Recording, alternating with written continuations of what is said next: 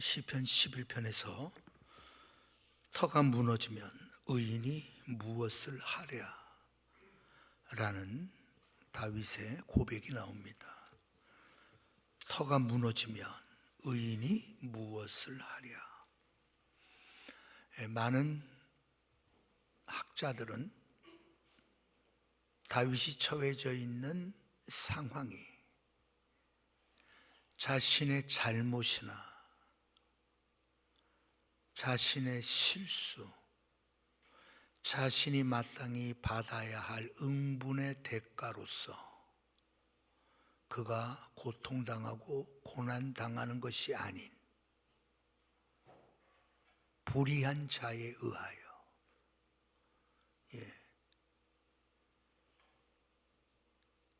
낙담하고 고통당하고 고난당할 때 이 시를 쓴 것으로 그렇게 해석합니다.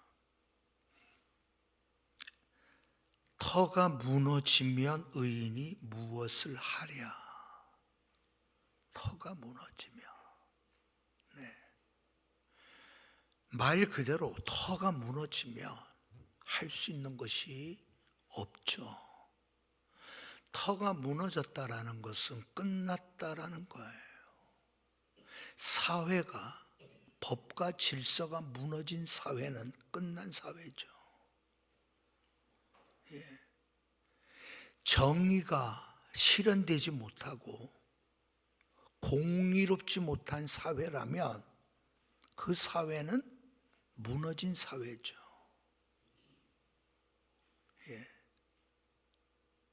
터가 무너졌다라는 것을 여러 가지로 해석할 수가 있습니다.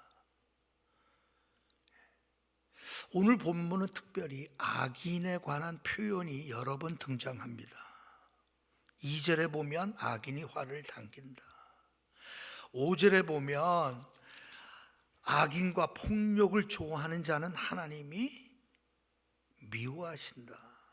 6절에 보면 악인에게는 그물을 던질 것이고 불과 유황과 태우는 바람이 그들을 다 멸하실 것이다.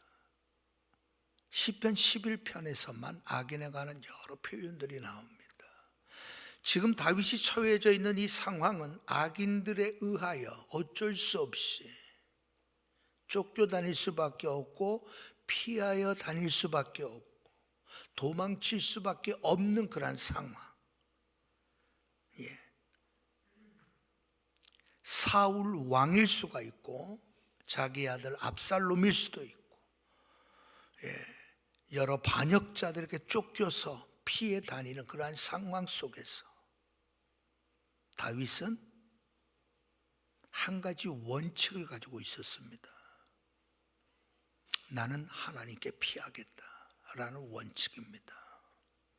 상황이 어떻든지 간에 나는 하나님께 피하겠다. 그래서 시편에 보면 하나님께 피한다. 대표적으로 여러분 16장 1절을 보면 하나님이여 나를 지켜주소서 내가 주께 피하나이다. 피한다, 피난처 이런 표현들이 40번 가까이 기록되어져 있습니다. 다윗의 제1의 원칙은 나는 어떠한 상황 속이라도 나는 하나님께 피한다. 나는 사람께 피하지 않겠다. 나는 하나님께 피하겠다라는 아마 원칙을 가지고 살았던 사람일 겁니다.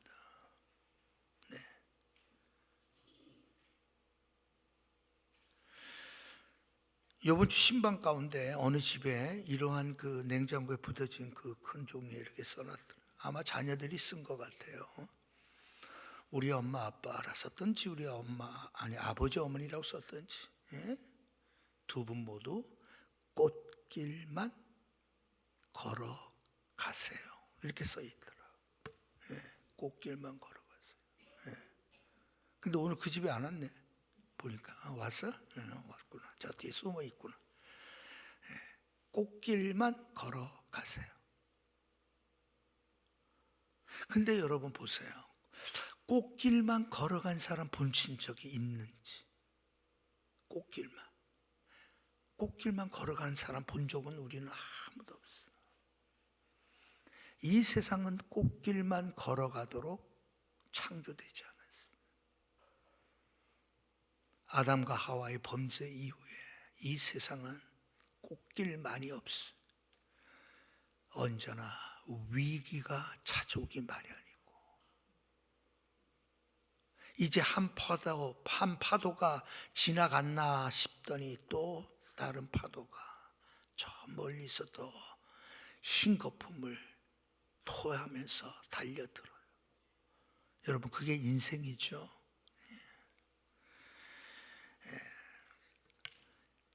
유명한 정신분석의 창시자 프로이트가 한 말 가운데 이런 말이 있습니다. 삶이란 우리에게 부과된 삶, 이제 그 삶은 우리에게 부과된 짐이 너무 지나치게 무거워 감당하기 어렵다. 삶은 우리에게 너무나 많은 고통과 실망, 해결할 수 없는 문제들을 안겨준다. 그 고통을 견디기 위해 우리는 진통제의 도움을 피할 수 없을 것이다. 진통제 없이는 살 수 없는 인생이 바로 삶이라는 거예요. 근데 여러분, 생각해 보세요. 정말 큰 고통을 당했던 사람들, 정말 터가 흔들려져서 뿌리째 흔들려진 그 경험을 한 사람들에게 이 세상에 진통제는 없잖아요. 진통제 가지고 여러분 막아낼 수가 없어. 고통을 견디게 해주는 진통제는 이 세상에는 없어요. 여러분, 우리가 기억해야 될 것은 고통과 고난이라는 것 처음부터 우리에게 만들어 준 거예요. 우리는 그것을 감내해야 되는 것이 인생이에요. 인간이 타락한 이후에 하나님이 주신 벌이 바로 뭐예요? 고통이에요. 우리는 늘 기억하세요. 꽃길만 늘 걷는 것은 없지만 그러나 우리가 해야 될 것이 있어요. 고난과 고통과 삶이 흔들려질 때 마치 터가 무너져 버린 것 같은 상황을 우리는 언젠가는 만나게 될 텐데, 그때 나는 그것을 어떻게 처리할 것인가를 준비하는 거예요. 준비하는 겁니다. 네. 오늘 다윗은 그것을 보여주는 것 같아요. 예. 오늘 여기에서 이 말씀을 보면 저는 특별히 다윗이 터가 무너지면이라고 말할 때 우리가 생각하는 인생의 터가 아닐 거라고 생각해요. 터가 무너지면 의인은 무엇을 하랴? 여기서 말하는 터는 그가 지금까지 삶의 원칙으로 여겼던 하나님에 대한 신뢰, 하나님에 대한 믿음, 그 하나님은 절대 흔들릴 수 없는 그 하나님, 무너질 수 없는 그 하나님에 대한, 만약 그 하나님이 내 신앙이, 내 믿음이, 내가 그 하나님에 대한 신뢰가 흔들려 버린다며, 만약 그 하나님이 터가 흔들려서 무너져 버린 듯이 내 신앙 안에서, 내 믿음 안에서, 내 삶 속에서 하나님이 무너져 내려 버린다면 우리는 어떻게 할까? 라고 저는 말하는 것 같아요.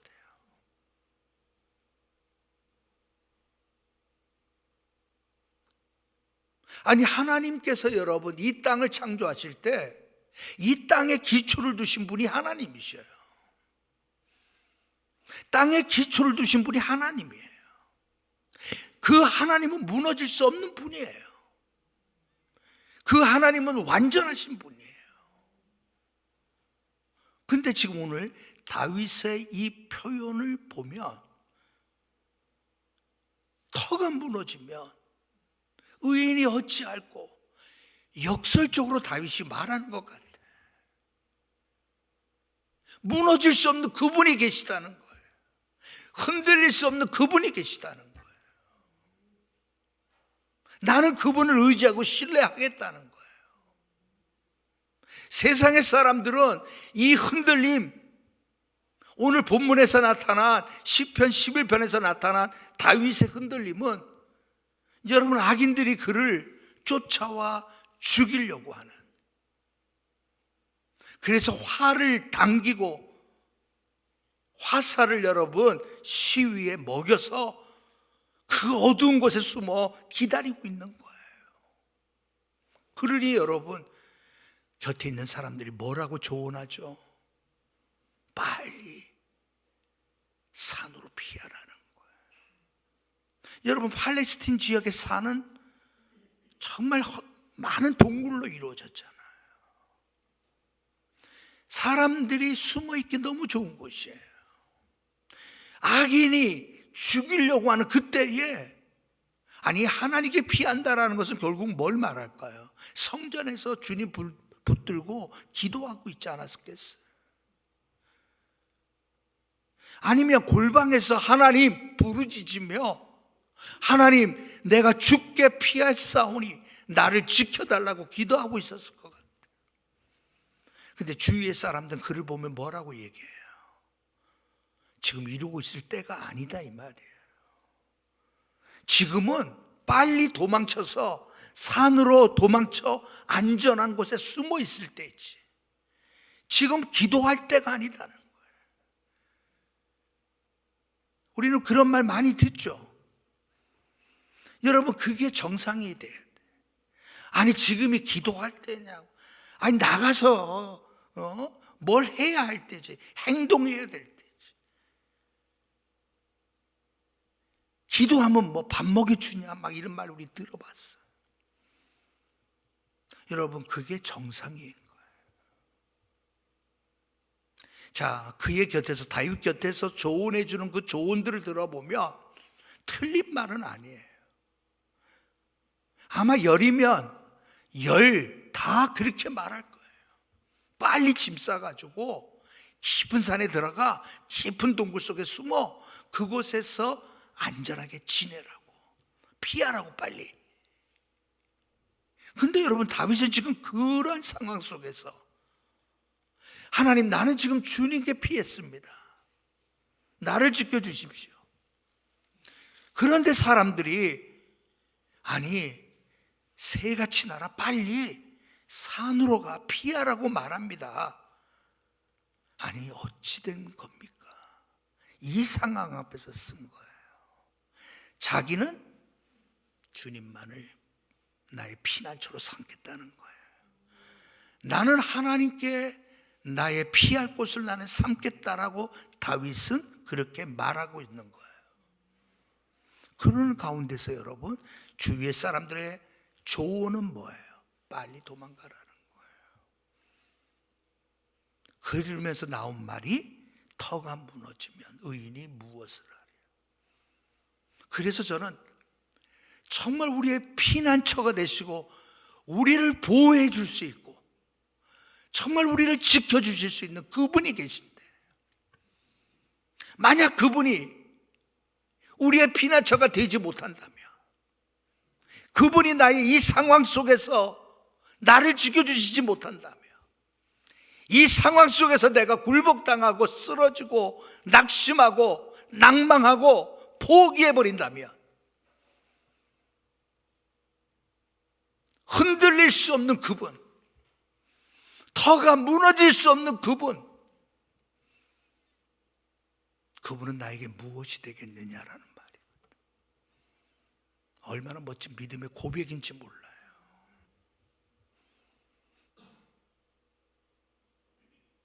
내 삶을 흔들어 놓을 만한 정말 터가 무너질 것 같은 상황 속에 놓여 있어요. 그럼에도 그 상황을 이기게 하시고 내 삶을 무너뜨리지 않게 하실 하나님을 신뢰함으로 다윗은 지금 이 말을 하는 거예요. 왜? 하나님은 하늘에 계신 분이라는 거잖아요. 그분은 그곳에서 우리를 감찰하신다잖아요. 그분은 악인을 심판하실 것이고, 그 어려운 상황 가운데, 힘든 상황 가운데 하나님을 바라보고 하나님을 자기의 피난처로 삼고 하나님 앞에 이 상황 속에서도 진실하게 살고 정직하게 살고 의롭게 살려고 하는 그들을 하나님은 자기 자신을 보여주리라라고 다윗은 확신하고 있잖아요.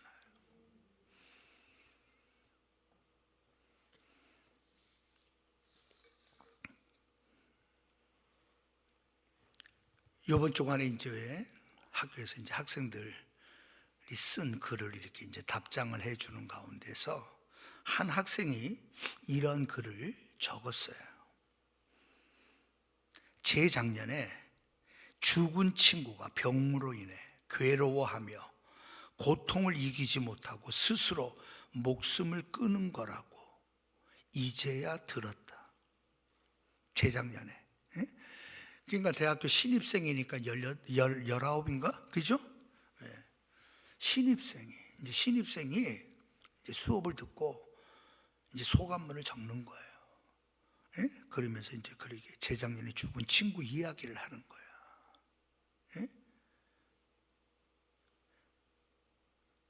병으로 인해 너무 고통스럽게 괴로워하다가 스스로 목숨을 끊었다라는 이야기를 이제야 들었다. 그러면서 요즘은 정말 힘들다. 그러면서 이곳에 쓰는 게 맞는가 싶기는 하지만 너무 괴롭다. 그러면서 내가 지켜주지 못한 것 같아서 병원에서 치료를 받는데 얼마나 괴로웠으면 스스로가 애원하면서 그만하겠다고 했을까 싶어서. 그러면서 뭐라고 말하냐면, 그리고 자연스레 하나님을 원망하게 되었다. 나도 모르는 사이에. 이제 그런 글이. 하지만 이 강의, 이 수업, 이 영상을 보면서 복음을 전하기 위해 핍박을 받으면서도 끝까지 하나님을 놓지 않았던 선교사들을 보면서 그분들을 생각하며 다시 기도하기 위해 무릎을 꿇었다. 부디 저를 이 위기에서 구해 주세요. 원망하지 않겠습니다 하며 영상이 나에게 다시 우울에 빠지지 않게 도와줘 가장 마음에 와닿는 수업이었다. 이제 이런 건 뭐 보나마나 100점. 보나마나 100점. 근데 어떤 친구는 같은 영상을 보고도 잘 배웠습니다. 끝이야. 빵점. 여러분, 신입생 19살, 18, 19살짜리 애가 그 삶의 무게가 얼마나 무거웠을까? 우리 짐작하잖아. 그죠? 우리 주변에는 정말 꽃길만 걷는 사람들이 많아서 그렇게밖에 안 보일지 모르지만 정말 그런 학생도 있더라고. 한 학기 동안 늘 지각이야. 그래서 이 친구 이거 F 줘야 되겠다. 근데 마지막 시험 문제 답이 그거야. 교수님, 자주 지각해서 죄송해요. 결석도 몇 번 했죠. 그럼 자기 사정 얘기를 쓰더라고. 사실 저는 부모님이 헤어진 바람에 저희는 동생과 따로 살고 있습니다. 제가 동생을 돌봐줘야 됩니다. 그러면서 뭐 월세 얼마짜리 지하 단칸방에 동생과 둘이 살고 있습니다. 저는 수업이 끝나면 아르바이트로 밤늦게까지 일하고, 그리고 동생을 학교 보내고, 그리고 수업에 참여하느라고 제가 좀 늦을 때가 많았습니다. 막 그런 글을 써놓은 거야. 그러니까 평소에는 이 친구 이거 정말 이렇게 해서 내가 봐줄래도 내가 안 되겠다. F 줘야 되겠다. 딱 하다가 그 마지막 기말고사 답안지를 딱 보면서 아우, 저 친구가 얼마나 힘들게 한 학기를 버텨냈는가. 그걸 보는 순간에 답은 여러분 뭐 썩 잘 못 썼다 할지라도 눈 딱 감고 95점 그렇게 되더라고요. 여러분, 우리 주변에 남한테 말하지 못하지만 정말 터가 흔들리는 것과 같은 상황 속에 놓여 있는 사람이 얼마나 많아요. 우리 나이 때 되면 이제 질병에 관한 문제, 좀 더 지나면 이제는 치매에 관한 뭐 염려, 노후에 관한 염려 많잖아요. 아니 여러분, 청소년기 애들은 나름대로 여러분 왜 그들에게도 흔들리는, 삶이 흔들릴 만한, 터가 무너질 것과 같은 그런 일들이 왜 없겠어요? 오늘 여러분, 저는 이 다윗의 이 모습을 보면서 우리 인생은 언제나 이런 일을 늘 만나는 거예요. 이걸 당연히 여겨야 돼. 위기는 반드시 찾아온다는 거예요. 문제는 뭐죠? 위기를 방치해버리며 그 위기, 그 흔들림 속에 그냥 빠져버리는, 묻혀버리는.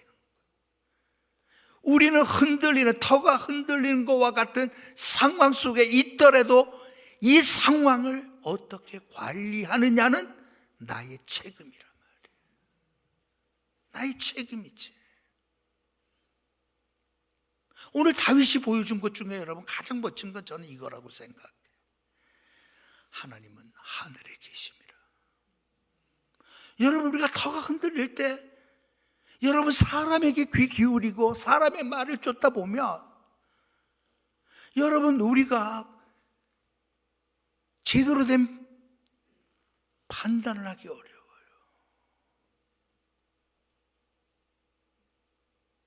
우리는 하나님을 바라봐야 돼요. 여러분 오늘 보세요. 지금 다윗이 지금 이게 터가 무너지면 의인이 무엇을 하랴? 라고 말했더니 배경을 우리가 아까 지금까지 말씀드렸지만 자신은 믿음으로 살려고 하는 거예요. 지금 어떻게 해서든지 하나님 붙들고 하나님 해결해 주시기를 기도하며 이겨나가고 있는데 주위 사람이 뭐라고 말해요? 빨리 산으로 피하라고. 방법이 잘못됐다라고 말하잖아요. 여러분, 조언은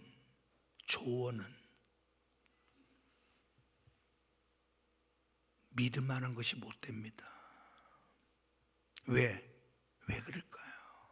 자기 일이 아니야. 첫 번째, 자기 일이 아니야. 너무 쉽게 얘기해. 정말 아파보지 못한 사람이 아픈 사람에게 이제 금방 괜찮아질 거야. 정말 일어날 힘도 없는 사람에게, 그렇게 일어날 힘도 없어 본 적이 없는 사람이 자 이제 그만 툭툭 털고 일어나. 여러분, 말이 돼요, 안 돼요? 안 되는 거예요. 정말 일어날 힘이 없는 상황, 내 삶의 터가 흔들려져서 정말 일어설 수도 없고 손가락 하나 까딱할 수 없어 봤던 사람이, 그런 사람들이 조언해 준다면 혹시 모를까? 인간의 조언은 너무 쉽게 나온 말들이 대부분입니다. 오늘 보면 틀린 말 아니에요. 엎드려 기도하는 거, 여러분 지금은 그럴 때가 아니라고 얘기하지.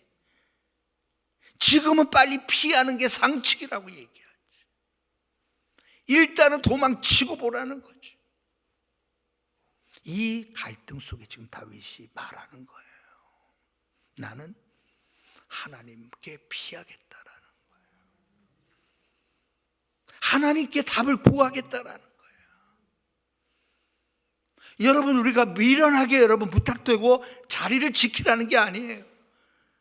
아니 지진의 징조가 일어나고 흔들리고 건물이 막 흔들흔들 하는데 그 자리에 그냥 있으란 말 아니에요. 중요한 것은 여러분, 우리의 모든 선택은 우리의 터가 흔들릴 때 우리는 선택하게 돼 있어요. 흔들림이 없는 사람은 선택 안 합니다.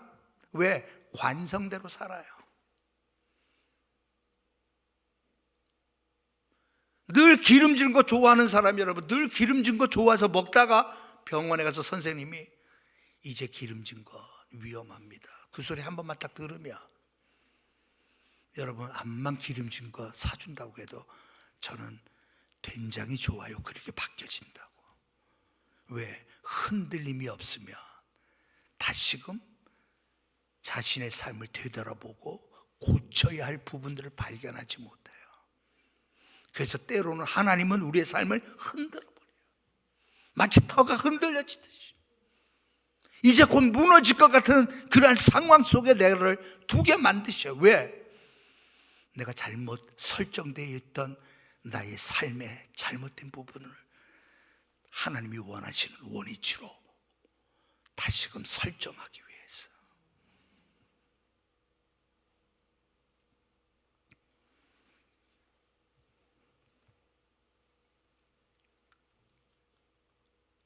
밥소르기라고 하는 신실한 그리스도인이 이렇게 말합니다. 주님은 우리가 주위를 둘러보는 대신 위를 올려다 보고 나아갈 방향을 결정하기를 바라신다. 그죠? 위기 때 여러분 주위를 둘러보려고 하지 마세요. 하늘을 보려고 하세요. 문제가 없는 곳은 없다라는 말 우리는 너무 많이 쓰잖아요. 위기가 없는 곳 없어요. 위기를 만났다고 해서 다 죽는 게 아니잖아요. 흔히 이런 표현들을 쓰더라고. 나는 그거 참 멋진 표현인데, 히로시마의 원자폭탄이 떨어져 난리가 났죠. 산산조각이 나고 폐허가 되고 막. 그런데 보니까 다음 봄에 보니까 거기에 쑥이 자라나더라는 거예요. 말 그대로 쑥대밭이 된 그곳에 쑥이 자라나더라는 거예요. 그러면서 여러분 무슨 말을 하는가 하면, 터가 흔들려 무너져 아무것도 남지 않는 이제 마지막 절망의 때라 할지라도 그곳엔 기회가 아직은 있다라는 말이에요. 아직은 기회가 있다. 오늘 여러분 우리의 삶이 흔들릴 때 여러분들은 지금까지 어떻게 살아왔어요? 우리는 입으로는 주님은 나의 반석이십니다, 주님은 나의 피난처이십니다, 주님은 내가 피할 곳입니다라고 말하면서 매일의 삶이 주님께 연합한 삶을 살고 있느냐는 거예요. 정말 그분과 친교를 누리고 계십니까?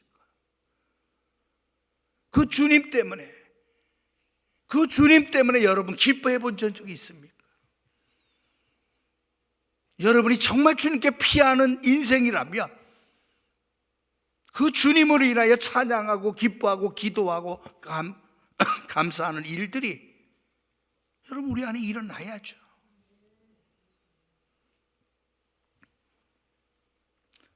하나님은 우리를 때로는 터를 무너뜨리는 것과 같은 나의 삶의 터, 신앙의 터를 무너질 듯한 아픔을, 경험을 우리에게 주십니다.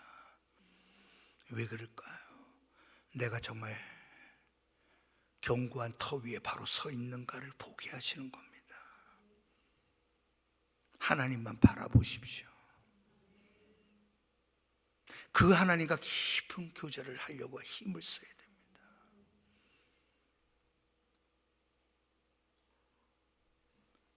(19세기) 설교의 황태자 이야기를 이번 금요 철야 때 잠깐 했었거든요. 여러분들 인터넷에 들어가 스폴전의 사진을 한번 쳐보면 수염이 이렇게 둥둥하고 정말 아무 걱정 없어 보이는 사람의 모습에 초상화가 보여질 거예요. 그는 그런 사람이었어요.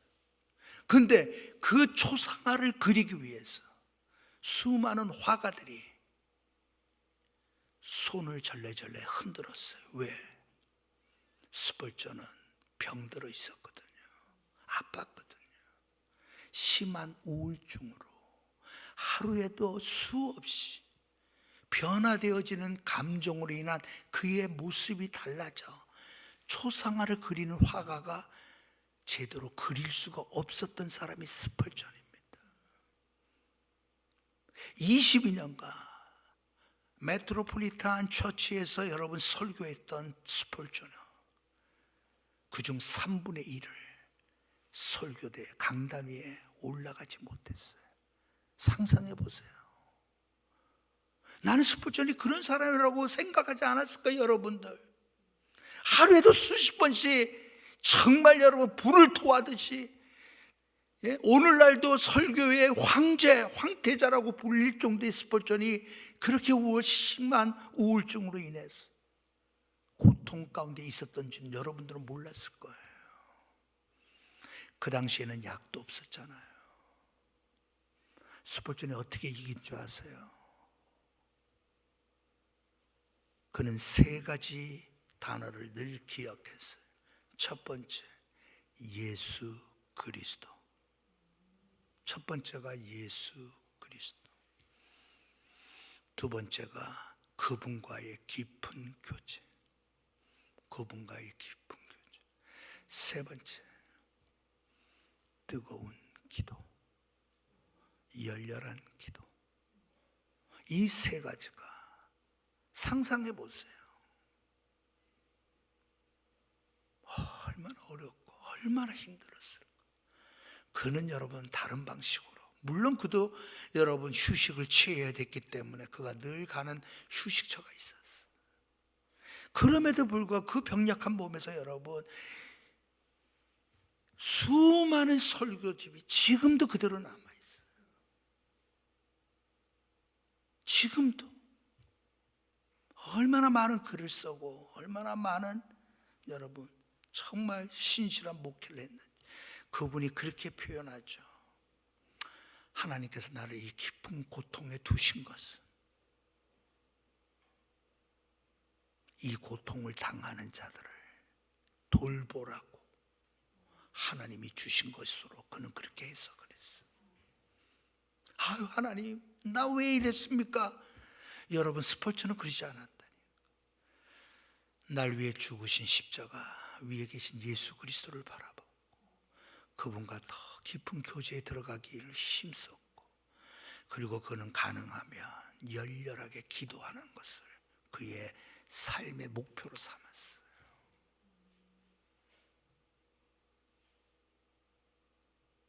그러니 여러분, 그 말할 수 없는 흔들림, 터가 무너질 것과 같은, 여러분 자기도 그렇게 병약한데 아내가 27년 동안 또 병약한 아내를 돌보며 살았던 사람이 스펄전이거든.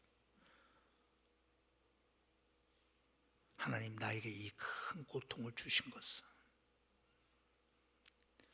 이와 같은 고통을 당하는 자를 돌봐주라고 하나님이 주신 것이다라고 그는 그렇게 해석했다니까요.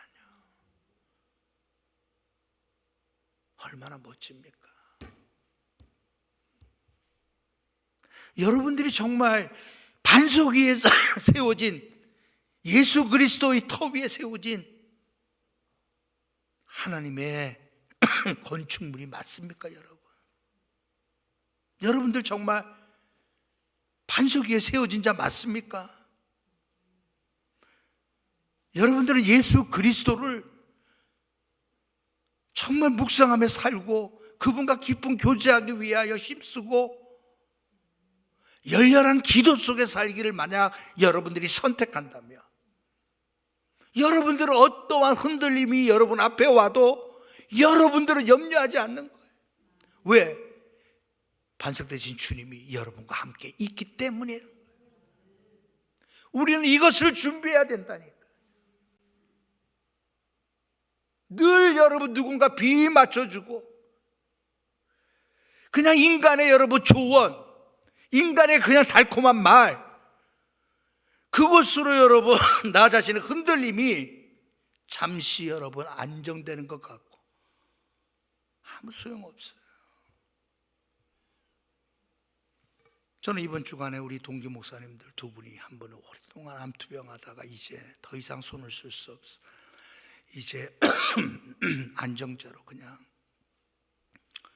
호흡만 하고 있는 상황에 놓여 있는 그 친구에 관한 이야기를 듣고, 또 한 친구도 오래전에 했는데 이제 다 전이가 돼서 이제 많은 부분에 있어서 이제는 신장까지 이렇게 돼. 뭐 요 주변에 그런 친구들이 많더라고. 예? 그러면서 우리는 언제 어떻게 어떤 모습으로 우리의 흔들림이 올지 모르지만 우리는 준비해야 된다. 예수 그리스도 위에 내가 정말 세워졌는지. 그래서 오늘 여기 있는 이 말씀처럼 터가 무너져 버리면 의인은 여러분 할 수 있는 게 없어요. 그러나 우리 안심하잖아요. 왜? 하나님은 무너지는 분이 아니잖아요. 하나님의 터는 흔들릴 수 없는 터잖아요. 하나님은 우리를 그 터 위에 세워주셨단 말이에요. 우리는 그 하나님을 의지하고 그 하나님을 신뢰하며 어떠한 상황 앞에서도 흔들림 없이 주님을 사랑하고 주님을 생명처럼 여기며 쫓아가는 저와 여러분 되시길 주의 이름으로 축복합니다.